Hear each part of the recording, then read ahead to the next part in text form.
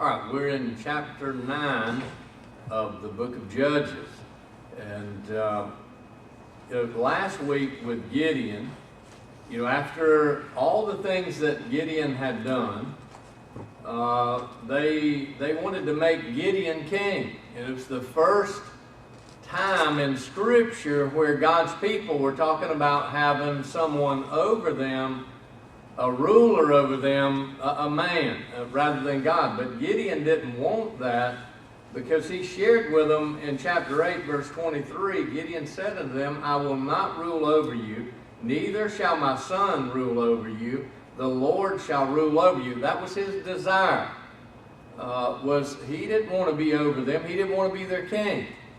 He knew that they had the best king, God. And then with the death of Gideon, it brings about a lot of confusion, because he has 70 children. And one child that he had with a concubine in Shechem, Abimelech. And now he's going to cause some trouble. We're going to begin in chapter 9. And Abimelech, the son of Jerubbaal, went to Shechem unto his mother's brethren, and communed with them and with all the family of the house of his mother's father, saying. So, and again, Jerubbaal is Gideon. That was the name that was given him back over a chapter or so back, a couple of chapters back. But his son Abimelech went to his mother's people. Speak, I pray you, in the ears of all the men of Shechem, whether it's better for you either that all the sons of Jerubbaal, which are 70 persons, reign over you, or that one reign over you. Remember also that I am your bone and your flesh. So Abimelech, using really some trickery, and hey, you know what, I'm closer family than those others are, to try to get these folks to put him over all the people. He wanted to be king. He had a hunger for power, and he was going to do anything he could to get it. And it's sad, but there's a lot of people like that today. They're hungry for power, and they'll do anything in the world to get that power.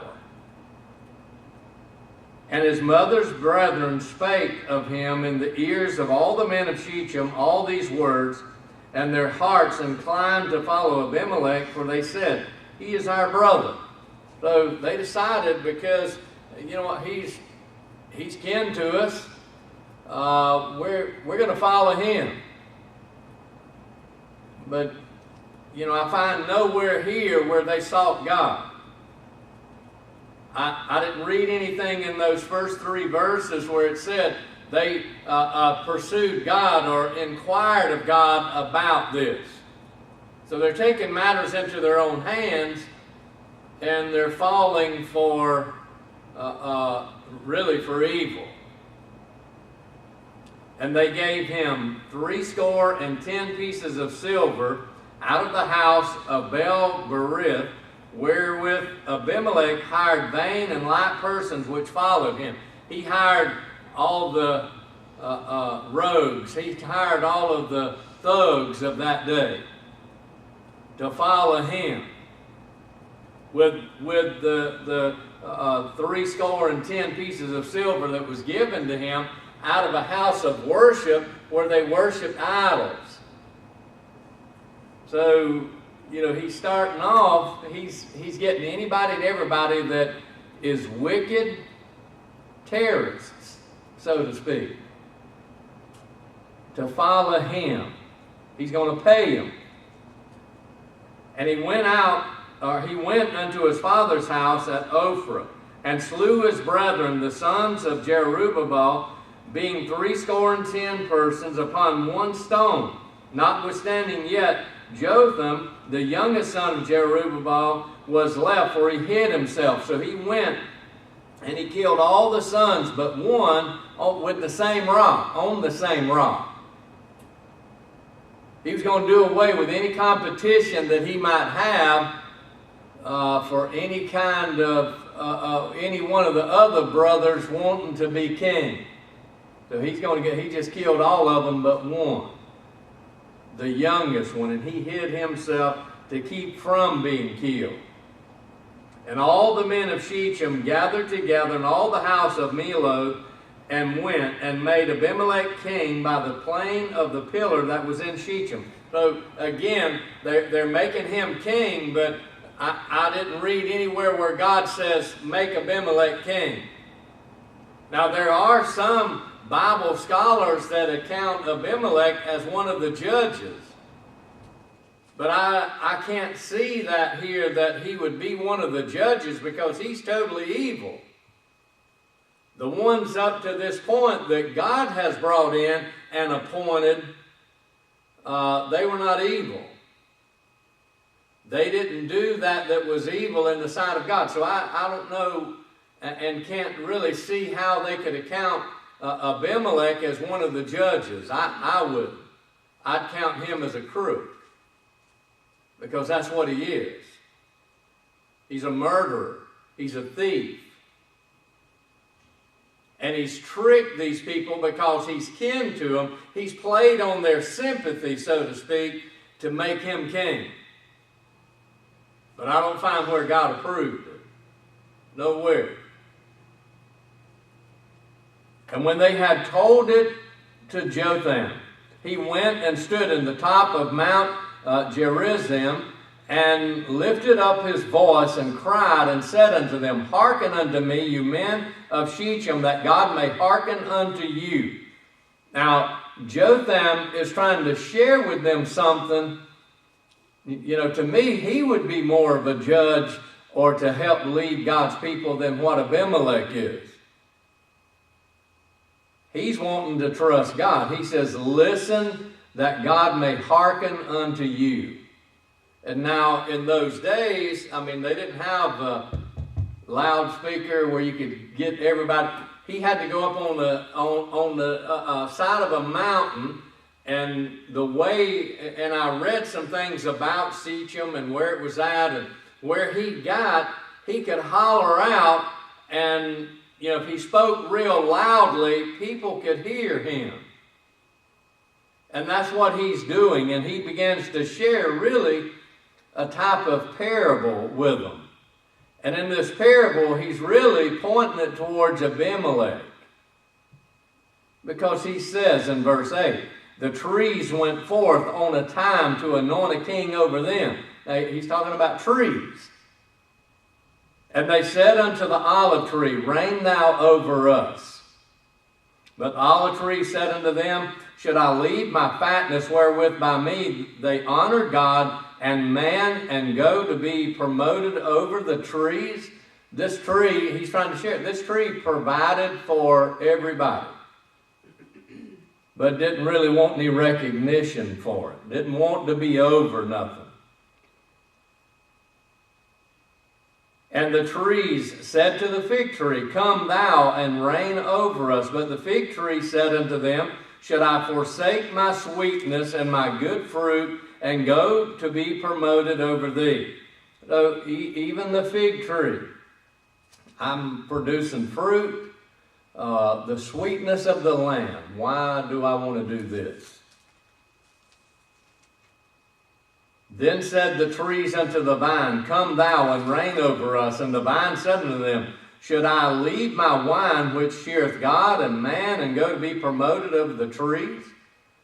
The vine says, I'm producing grapes that wine can be made, which cheereth God. And now, how does he mean it cheers God? You know, with some of the sacrifices and things that they offered wine and things. And when they did it properly, it did bring joy to God. That doesn't mean that God laid back and drunk up a bunch of wine. But he says it cheered God and man. And, you know, he says, why should I go to be promoted over the trees? Then all the trees said unto the bramble, Come thou and reign over us. And the bramble is like briars. And now this is the one he's comparing to Abimelech. Because see, now all the good sons Abimelech had killed off all but one. So now in this parable, he's sharing that really the good ones just didn't want any honor. They didn't want any one looking up to them. It's kind of like what Gideon said, I'm not going to rule over you, nor will my son rule over you. The Lord's going to rule over you. That's kind of the idea between the olive and the fig tree and the vine. They just wanted to do what they were supposed to do, but then he goes to the bramble. And the bramble said unto the trees, if in truth you anoint me king over you, then come and put your trust in my shadow. And if not, let fire come out of the bramble and devour the cedars of Lebanon. So, the bramble is wicked and evil. Come and anoint me king. Let me be over you. Now therefore, if you have done truly and sincerely, and that you have made Abimelech king, and if you have dealt well with Jerubbaal and his house, and have done unto him according to the deserving of his hands, he's sharing with these folks, and he's hollering out to them, did you deal correctly with my father's children? Did you do unto him according to the deserving of his hands? For my father fought for you and adventured his life far and delivered you out of the hand of Midian. So he's trying to share with them, all the men of Shechem, hey, my father really blessed y'all by taking care of the Midianites, and now look what you're doing. And you're risen up against my father's house this day, and have slain his sons, 70 persons upon one stone, and have made Abimelech, the son of his maidservant, king over the men of Shechem, because he is your brother. Jotham is he's sharing a message with them, and it's got to be cutting at their heart if they're listening. You know why? Because he's telling them the truth.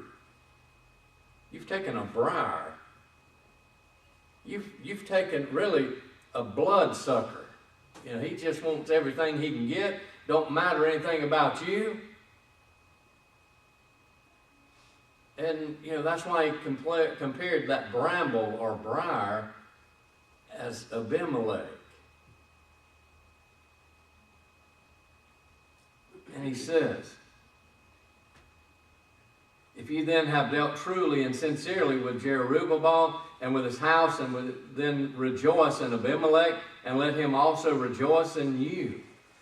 But if not, let fire come out from Abimelech and devour the men of Shechem and the house of Milo, and let fire come out from the men of Shechem and from the house of Milo and devour Abimelech. And Jotham ran away and fled and went to Beer and dwelt there for the fear of Abimelech his brother. So he shared with them this message, and then he left in a hurry because he was afraid of his brother Abimelech. But he says, and he begins to really share with them what's going to happen. Fire is going to come on them. In other words, you're going to die. And he also shares that Abimelech, it's not going to go well with him. And it's not. Because now we're down to verse 21, and have we heard anything about, let's seek God and see if God wants Abimelech to be king? We've still not read that. So, he's going against what God had already shared with his people. But, it goes back to Gideon also, because Gideon had enough wives that he had 70 children. How sad. I mean, I don't find anywhere, and I know there's people in the world that probably wouldn't like this, but I don't find anywhere in God's Word where God condones having more than one wife. But not only did he have all these wives, then he had a concubine. And that concubine's child is the one that's causing this trouble. He's the one that's rose up and killed all of the other sons but one of Gideon. But Jotham shares with them what's going to happen. When Abimelech had reigned 3 years over Israel. Now, and that one verse is where some folks get that Abimelech was one of the judges, but I've got my doubts that he was considered one of the judges. He had made himself king. That's why the writer shared that he reigned 3 years over Israel. He had set himself up as king. When he went to his own family, his own flesh and blood said, hey, you know what? Make me king. They were probably afraid of him too. You know, this fellow's a nut. Let's make him king. But they went right along with him. Now we see where God gets involved. Then God sent an evil spirit between Abimelech and the men of Shechem, and the men of Shechem dealt treacherously with Abimelech. So God allowed confusion to come in his little group. God allowed confusion, an evil spirit, to become between Abimelech and the folks of Shechem. So he's not going to stand real long. That 3 years is about his time. But they're going to deal treacherously with Abimelech, that the cruelty done to the 70 sons of Jerubbaal might come, and their blood be laid upon Abimelech, their brother, which slew them, and upon the men of Shechem, which aided him in the killing of his brethren. So now, you know, what Jotham had shared is about to take place. God's allowing all this to come about so that he's going to deal with Abimelech and those that helped him kill the other brothers. And the men of Shechem set liars in wait for him in the top of the mountains, and they robbed all that came along that way by them, and it was told Abimelech. So, you know, all these folks of Shechem, it sounds like they weren't too good of people. They were roguish thieves. That kind of helped them go along with Abimelech. Hey, he's going to help us rob, steal, and kill more. And Gaal, the son of Ebed, came with his brethren and went over to Shechem, and the men of Shechem put their confidence in him. So here comes Gaal, the son of Ebed, and he's trying to talk with the men of Shechem, and they put their confidence in him. They began to trust him. And they went out into the fields and gathered their vineyards and trod the grapes and made merry and went into the house of their God and did eat and drink and cursed Abimelech. So see how this evil spirit has turned these folks against Abimelech, their king, the one they had set up, their own flesh and blood.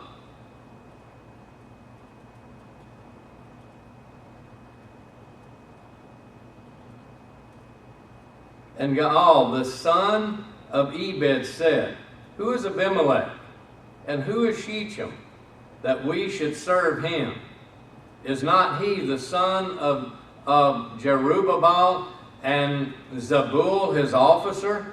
Serve the men of Hamor, the father of Shechem, for why should we serve him? So see, it's working more and more, just division amongst his kingdom that he set up. And would to God this people were under my hand. Then would I remove Abimelech. And he said to Abimelech, increase thine army and come out. So, this fellow's talking pretty big. Get your army ready. Come on out against me. And when Zebul, the ruler of the city, heard the words of Gaal, the son of Ebed, his anger was kindled. So the ruler of the city heard what this man was saying. Now he's mad. And he sent messengers unto Abimelech, privily or privately, saying, Behold, Gaal, the son of Ebed, and his brethren be come to Shechem, and behold, they fortify the city against thee. You know, here's one that's still kind of loyal to Abimelech. And he sends out a message secretly to Abimelech. Hey, there's one here that's kind of taken over the city. He's turning everybody against you. Now therefore, up by night, and thou and the people that is with thee, and lie in wait in the field. So he begins to help him devise a plan to kill off these folks that's bringing seemingly division. But, you know, God allowed an evil spirit to come between them because of what they had done.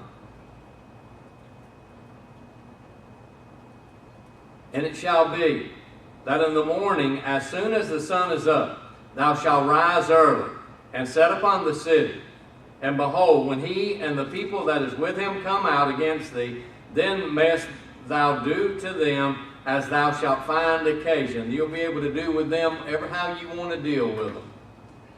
And now Abimelech, he's killed his brothers.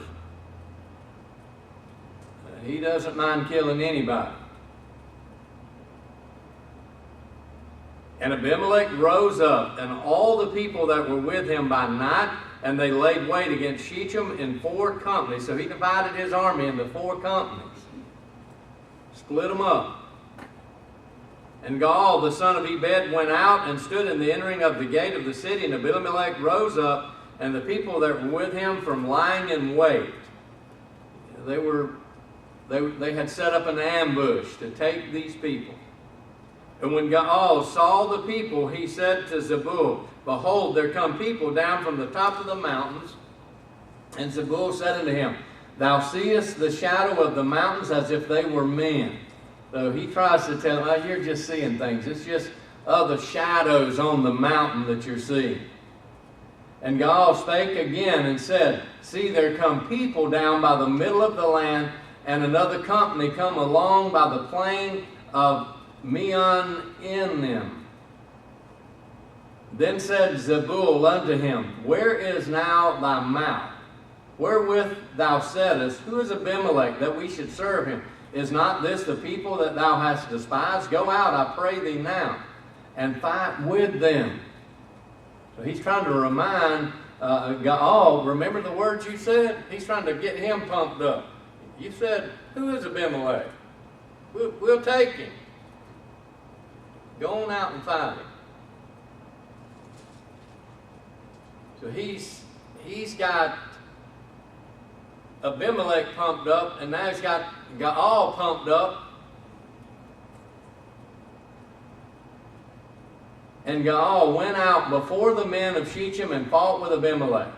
And Abimelech chased him, and he fled before him, and many were overthrown and wounded, even unto the entering of the gate. So Abimelech's beating them up. He's wounded a bunch of them. He's killed some of them. And they chased them to the entering of the gate. And Abimelech dwelt at Arumah, and Zebul thrust out Gaal and his brethren, that they should not dwell in Shechem. And it came to pass on the morrow that the people went out into the field, and they told Abimelech. So Zebul, he's behind Abimelech. He's trying to help him. But there's still division here. And, you know, Jesus said, a house divided can't stand. So we're going to see what happens. And he took the people and divided them into 3 companies, and laid wait in the field, and looked, and behold, the people were come forth out of the city, and he rose up against them and smote them. And Abimelech and the company that was with him rushed forward and stood in the entering of the gate of the city. And the two other companies ran upon all the people that were in the fields and slew them. So he's just wreaking havoc of all these people that are trying to flee the city, killing all of them. And Abimelech fought against the city all that day. And he took the city and slew the people that was therein, and beat down the city and sowed it with salt. So he's tearing them all up, and you know, he's really sowing it with salt. He's just really making it even worse than what it should have been. Salt will burn in a wound. So he is like that burning force.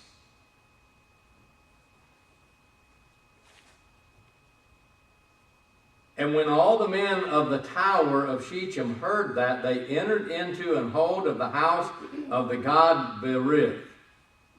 And it was told Abimelech that all the men of the tower of Shechem were gathered together. So a perfect opportunity to kill all of them. But we still haven't gotten done with all that Jotham said was going to take place. And Abimelech got him up to Mount Zalmon, he and all the people that were with him. And Abimelech took an axe in his hand and cut down a bow from the trees and took it and laid it on his shoulder and said unto the people with him, What you have seen me do, make haste and do as I have done. And all the people likewise cut down every man his bow and followed Abimelech and put them to the hold and set the hold on fire upon them, so that all the men of the tower of Shechem died also, about 1,000 men and women. So he set it on fire, killing these people. Now, Jotham said that the people of Shechem would burn with fire. Why? Because they had helped Abimelech kill the sons of Gideon. But Abimelech is still, he's still wreaking havoc, but he's about done. Then went Abimelech to Thebez and encamped against Thebez and took it. There's a strong tower within the city, and thither fled all the men and women, and all they of the city, and shut it to them, and got them up to the top of the tower. So they went in this tower, in this city, and went all the way up to the top, just as far as they could go. Packed everybody in there. And Abimelech came to the tower and fought against it, and went hard unto the door of the tower to burn it with fire. So he's going to try to burn them. And a certain woman cast a piece of millstone upon Abimelech's head, and all to break his skull. So a woman knocked, and she was trying to crack Abimelech's skull. She was trying to kill him.